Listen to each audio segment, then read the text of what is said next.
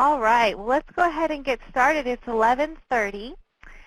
Thank you all for joining us today, and welcome to today's Q&A session on admin level site audits. Again, this is a Q&A session, so we are open for discussion and questions.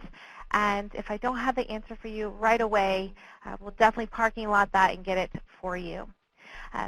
My name is Angie Suniga. I am a customer support specialist here at Hayes. I also have Kathy Guthrie, our lead customer service specialist, on the line with us as well to help answer all the questions you guys may have today. We definitely look forward to learning with you all. So let's go ahead and get started. Hopefully you have been able to log on to the webcast via Adobe Connect. If you guys can look on there, I will be sharing my screen today as we prepare for our audit. And also, as I mentioned, is interactive, so we can ask questions and have conversations back and forth. So just to get started, I have included 2 files for you to download today. We have down below, if you see the box saying Files to Download, we have the TIPWeb-IT Best Practices for Audits in PDF format, as well as our audit checklist. So those are both very helpful tools to use when preparing for an audit. So how many of you on the phone today have already conducted audits? Anybody already been involved in an audit at their school? Not this year. We're fixing to start ours. Okay. And how many of you on the call are planning to do one this school year or possibly early next year?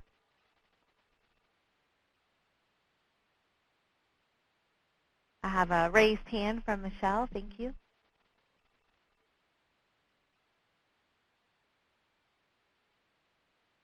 All right. And for those of you that have already had an audit or have helped conduct an audit in the past, how often are you conducting these audits? Is it usually yearly?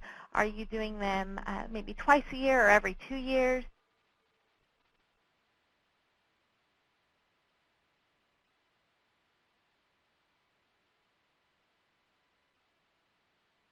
I think what I've typically seen is at the school districts we're doing them yearly, probably close to right around now.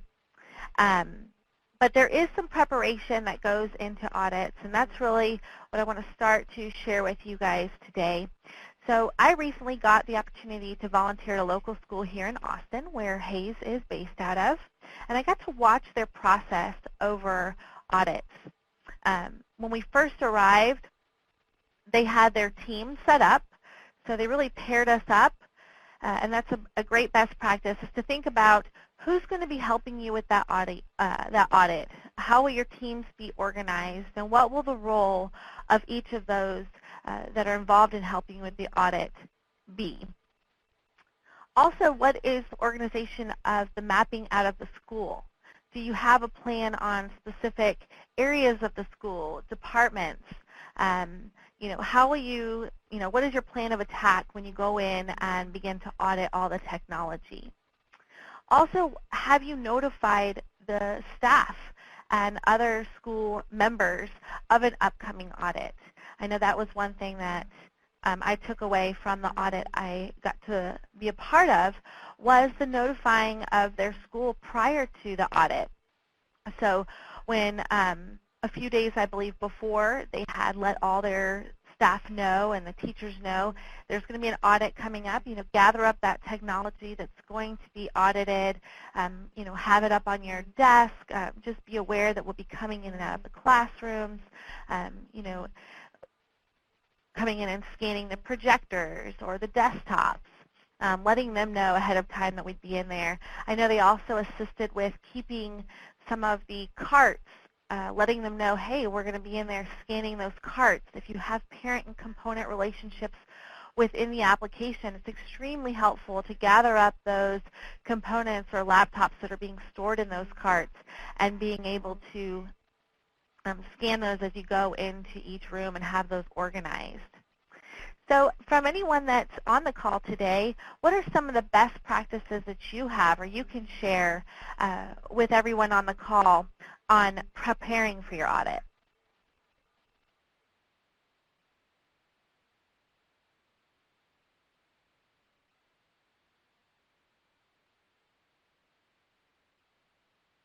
Okay, so a quiet group today, or we haven't done any audits just yet.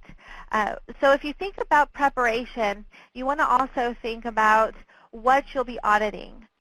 Will you hone it in on a specific area of the district? Are you wanting to only audit a particular site, maybe only particular product types, also room types? So all of that, when we get into the creation of the audit, we will be able to define what the scope of our audit looks like. You'll want to compile your resources as far as your scanners, the laptops that you'll be using during the audit, or if you're possibly using the mobile app. You want to make sure there's no unreconciled audits, and this is really important. I find a lot of times when we have calls from our customers regarding audits, it's asking questions about tags that may possibly already be on an audit and how they can, continue with the audit if those tags are still found related to an audit. Also making sure that all your site-to-site transfers have been completed, especially if those transfers are involved on those sites that are being audited. You want to make sure that those are all cleared out prior to an audit. Does anyone have any other preparation that they would take or anything you think is important to mention today? Can you hear me? Yep. Oh, hey. Hey, Emily. So I finally made it. I was running late. All right. I was going to say, okay, say receive all your transfers. We have on our little letter. No, we've only done a few, but make sure you have all your. Don't send anything to the depot during that 2-week period time or however your window's open. Let's see. Make sure that all the carts are unlocked and the rooms are unlocked. We ran into that a couple of times where we couldn't get to some carts and stuff. Can't think of anything else. Yeah, I would agree with the rooms and the carts. That's important. Yeah, make sure someone, maybe they can let you borrow a master key for the day or for a couple hours, how long ever it takes. Just to double check rooms and yeah, making sure everything's received and nothing gets transferred out. I think that's our couple things that we ran into. This is Kathy. Emily, have you ever run into where you come upon an item that does not have a tag on it and you have to re-tag it? So would it be best to keep maybe a printout of some tags so that you can replace the tags on them? Yes. Typically we come out there armed with tags, and so we replace them as we're scanning and updating. Does that make sense? Is that not a good process? Oh, no, that definitely is. I know that so like if I run across one, I'll have my teammate next to me open up TIPWeb, and they'll take that one. They'll do the usual missing tag this, replace the tag with that, and then we scan it. Yeah. That's great. Those are all really good best practices. Anybody else have any other best practices or suggestions that they know that they've run into in their preparation that's helpful?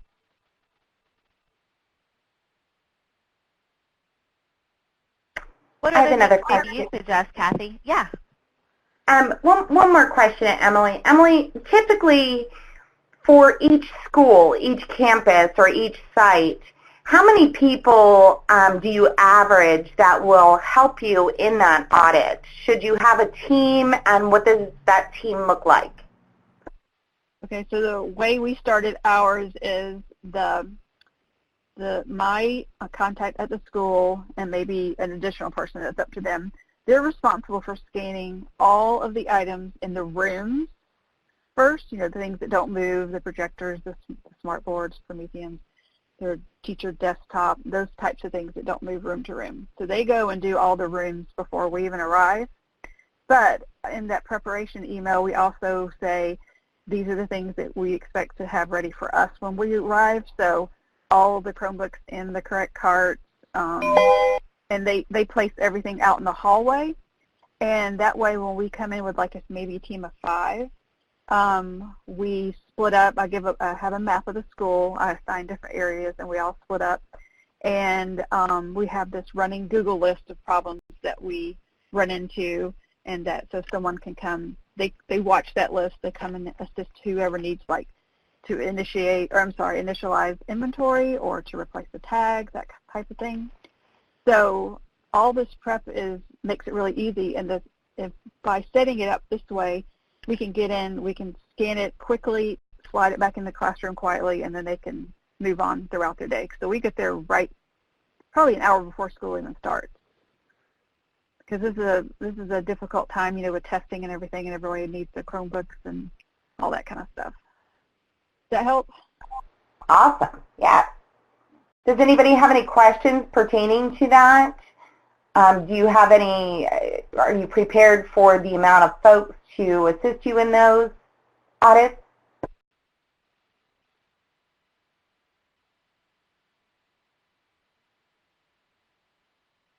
I mean, it's definitely the more people you can have and on the same page, and it makes it go quicker, and you're in and out with less, distractions. I would agree with that. I would say that with the audit I got to volunteer at, we had a team. I think we paired up in 2s, but there was about 6 teams. And the lead kind of gave us where we were going to be within the school, and we took off to do it. And at the end, when we got to the approval piece, right before the reconciliation, she mentioned that was the fastest audit they had ever done. What normally would have taken until 3 p.m. or the entire day, we had done the entire high school within a matter of 2 to 3 hours. Yeah, same here. So yeah, the team was definitely preparation impressed. is the key. Yes. Agreed.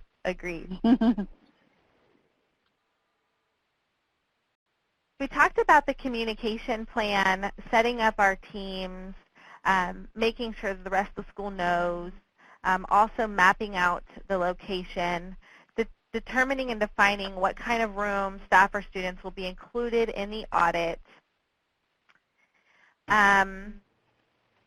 Anything else that you guys, again, would like to mention before I move on? I would like to mention that also the timeline for the audit is really important. So Emily, when you guys get started with an audit, how long does it usually take you to begin the audit and complete the audit? So 2 weeks ahead of time, I send an email to the contact and the principal stating we're coming out to do an audit. Of course, we've communicated and given them an option of the days, but we've narrowed down the day. So in that contains the date, what time we're arriving, and the list of all the things that we expect to have completed before we come. So it goes out 2 weeks. I open the audit, let's say on a Monday after that 2 weeks, and then we come out. Usually I give them a week to do everything, and then we come out that next Monday, and then they have a little less than, because it doesn't take us but a couple hours, so they have until that Friday to find what we deemed as missing or lost, and then we reconcile it at that time. So it's like a 2-week window. We could narrow it down, but I was just trying to be as accommodating as possible this first time around. Okay. Thank you. So I know we mentioned carrying around extra asset labels. Also making sure that your internet and network access is always available. That's super important. You don't want to go down in the middle of an audit, right? I know some schools carry Post-it notes to jot down certain things or to leave a Post-it on an asset. Also making sure that you, again, have a map of the site, marking the rooms, maybe when they're occupied, when they're not occupied, maybe marking the rooms that you won't audit so that you would skip past, or ones that maybe don't have technology in them. If they're storage closets, making sure that those are inspected prior to the audit is also helpful. Does anybody have anything to add? All right. So we move into initiating an audit. I'm going to come over and share my screen.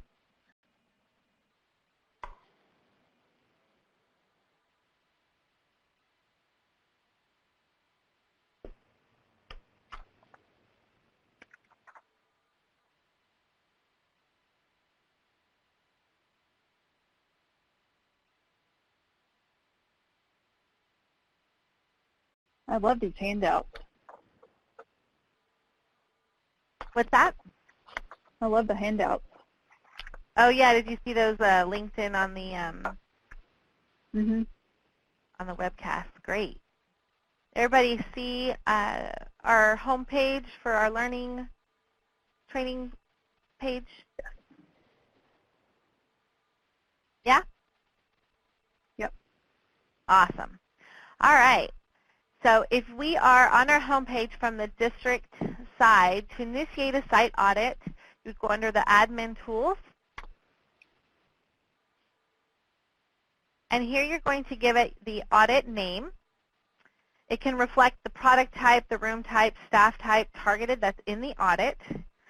So for example, we may want to include our Wright Elementary, who is our training site for our audits today.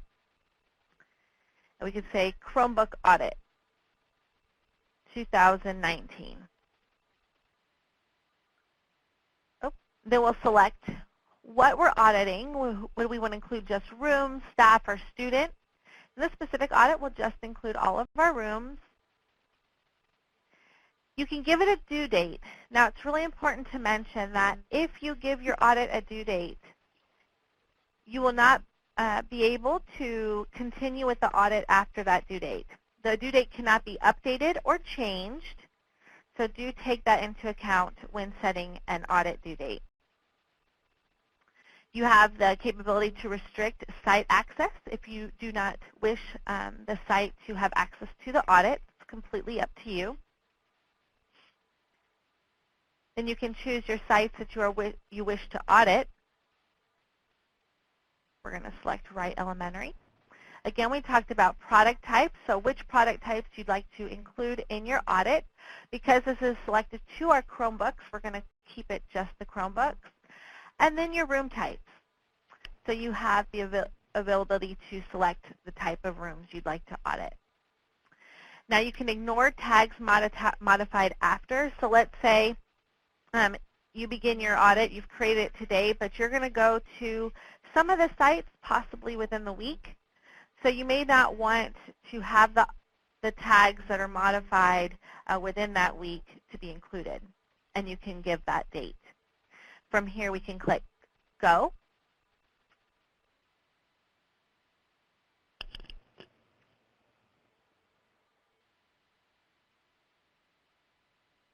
Okay, because I've selected just Chromebooks, we don't have those equipments at our training sites. We're just going to select all, just for training purposes.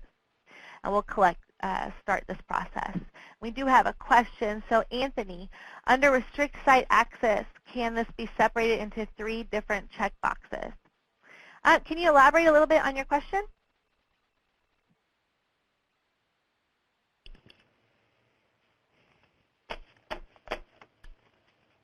If you're not able to respond on the phone call, if you want to type in your question, let me know.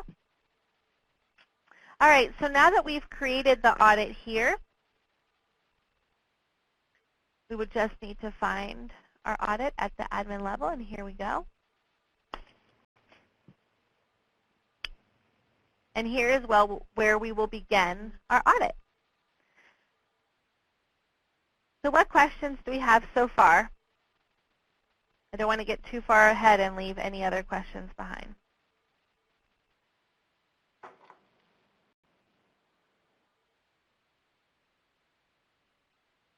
Kathy, do you have anything else up until this point to add? If you restrict them, is there a way to change that back? I've had that question come up a couple of times. And I just want to note, if you close out of this screen, there is that lock that you can either lock or unlock to allow them access if you chose that incorrectly. So I just kind of wanted to throw that out there. I've recently had some phone calls on that. Okay, so you mean under Actions right here on my screen where I'm sharing that padlock that says lock or unlock site access? Correct. All right.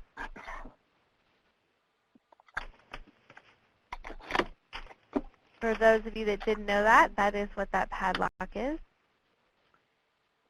Any other questions we may have out there? So one of the things that came up in the audit that I was able to conduct at the local school is we were trying to figure out, as we went through the schools, they want to make sure no rooms got left off of the audit. So I will let you know also, this blue header, just like it does throughout the application, you can filter just by clicking on the headers. If I click on status, it's going to bring up and categorize them. Say I wanted to pull up, start from the bottom and go up, I would click on the location header. I can find, okay, I want to see how many still have a lot of missing, and then that way I can determine any tags I may not have scanned or any rooms that I may have missed.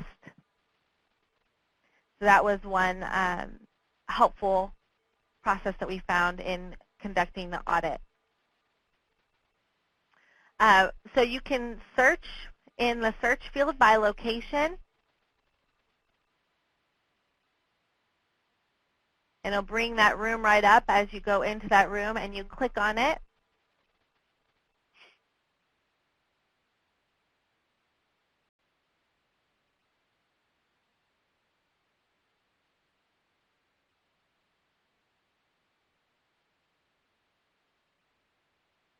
If you'd like to reset it, you can just refresh.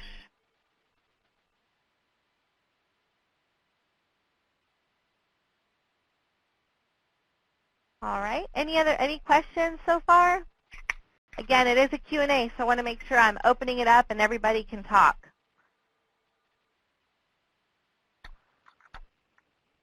Let's move over to the site.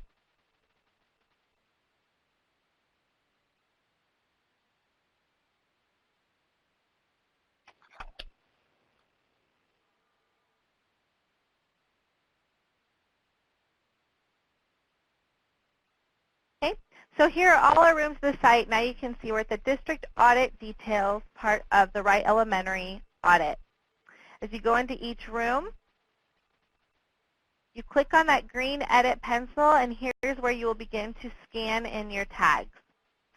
As you do that, your tags will appear below as you scan them, and it will let you know if it's verified in that room, if it's been found, missing, or misplaced. All tags in an audit will start in the status of missing.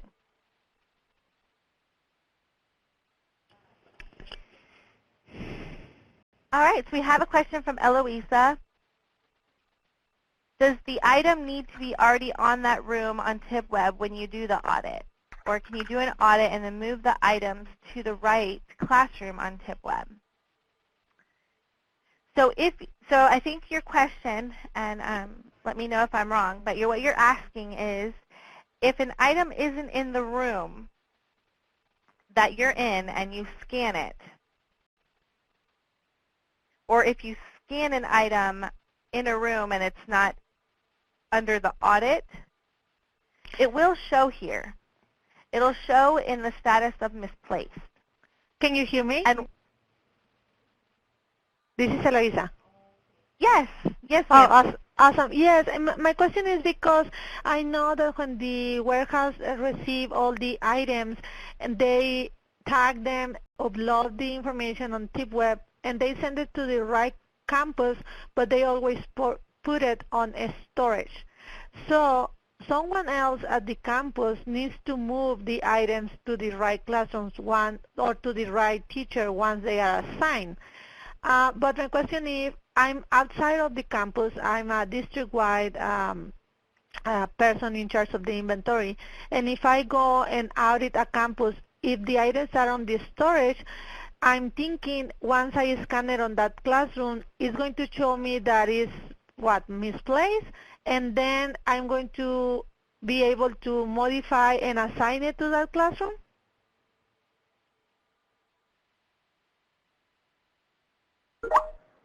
Correct. So, excuse me, this is Kathy. So what you're basically doing is, I'm going to just say that we all know technology has legs. It's kind of like my little saying. And they're going to move from room to room. If in the application everything is shown in storage, and especially for newer users, you kind of put them all in one receiving room, and you're waiting for this audit to happen. So you go into each of the rooms and you're scanning those tags. They will go from missing to misplaced, meaning they were expected in the storage room or receiving room, but they were actually found in room 100. So at the end of your audit, you're going to go through, and Andy will probably go over this, but you're going to go through a reconciliation where you can actually take those tags that were found in a different room or misplaced in a different room and collect them to that room automatically. Okay. Okay? Does that answer your question? Yes, yes. I just wanted to know if I can do that after the fact.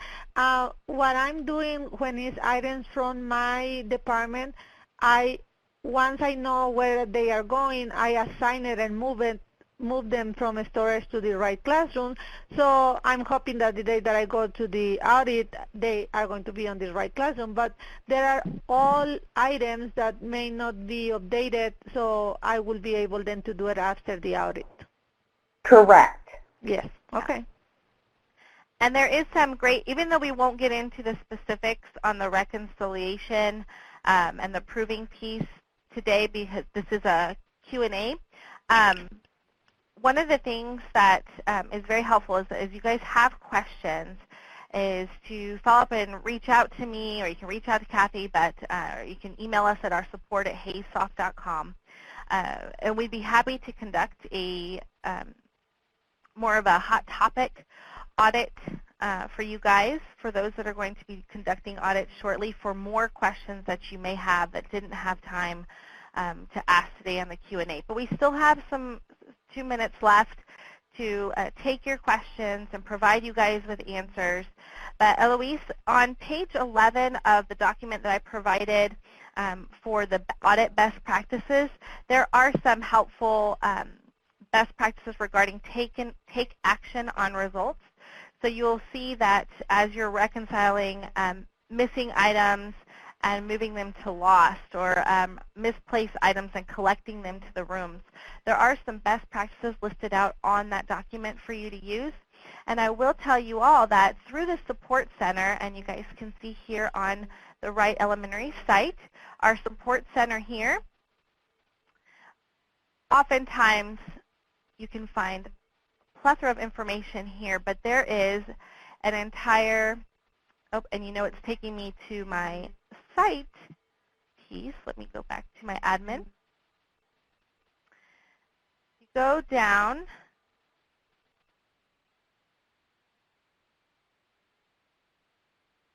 you can see all of, well, you do have the basics library. Let me go back to our admin view for you guys to see when you access the Support Center via admin view. Right here under Documents, you guys have the Site Audit link. And this is where I was able to pull that checklist, the best practices. So if you weren't able to download those today via the webcast, these are always available to you via the Support Center.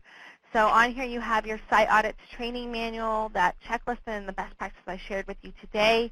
some step-by-steps on initiating the site audits, reconciling, and how to use that mobile app for your audits. And also a great video that has been recorded by one of our trainers walking you through. It's an hour-long video jam-packed with helpful information on conducting and running those audits. So we just hit 12 o'clock, so I do value you guys' time, but I do want to just go around and see if there's any other questions.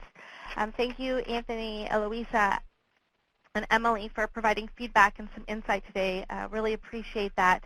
But anyone else on the call today that was really hoping to get an answer from a question they may have regarding audits? Yes, on there. This is Anthony Hester.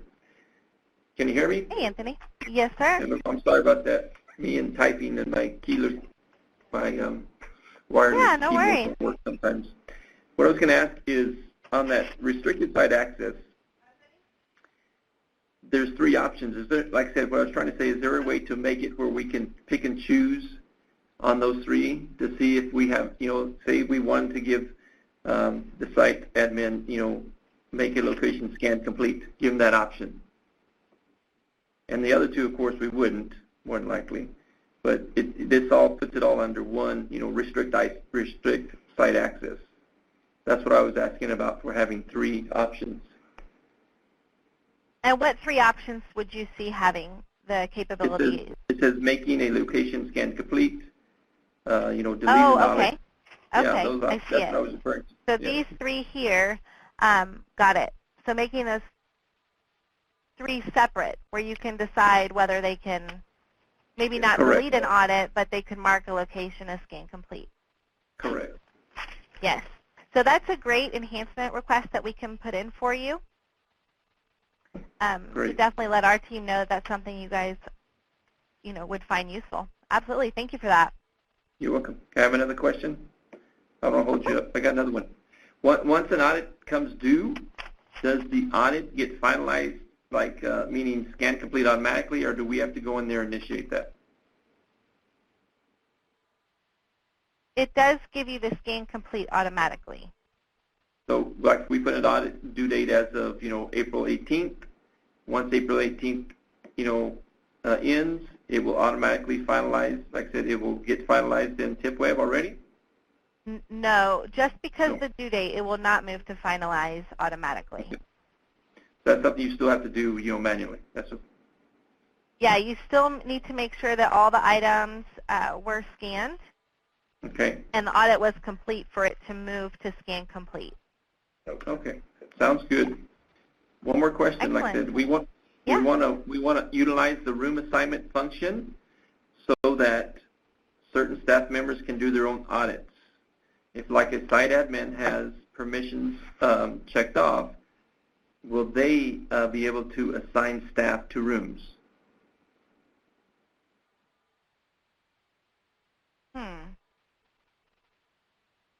I am not really sure about that. Kathy, do you know the answer to that? I'm not sure I'm quite following. Can you repeat it one more time? I'm sorry, Sure. Anthony. Like this, we want to be able to, instead of doing campus audits, we want to do, like, say, a room audit. Okay.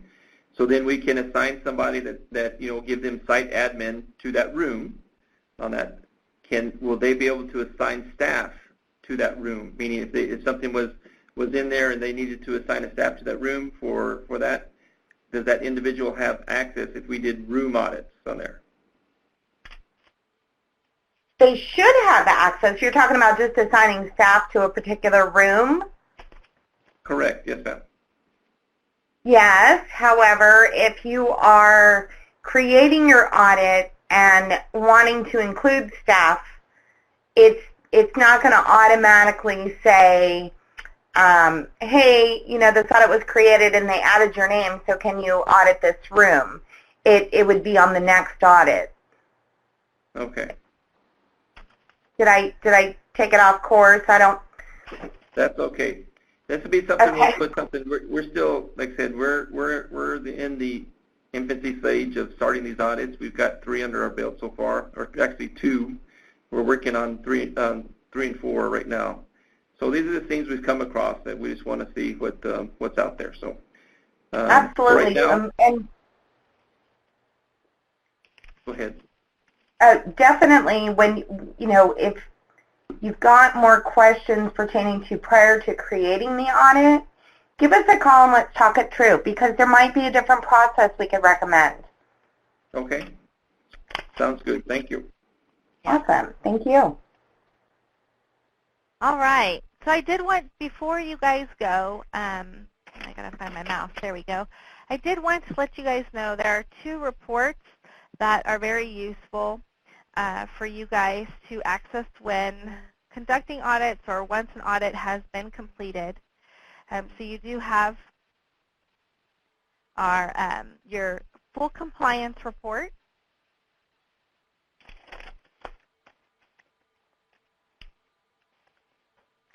Okay.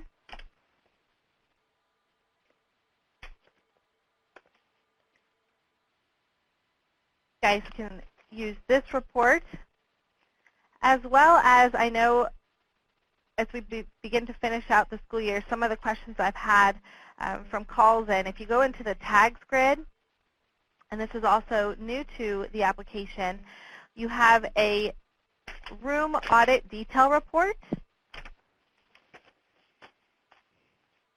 that you're also able to pull up any open room audits that you may have at some sites. You can select what kind of audit state those tags are in, the status of the audit, and it will produce a full report for you on those room audits that were conducted within your district.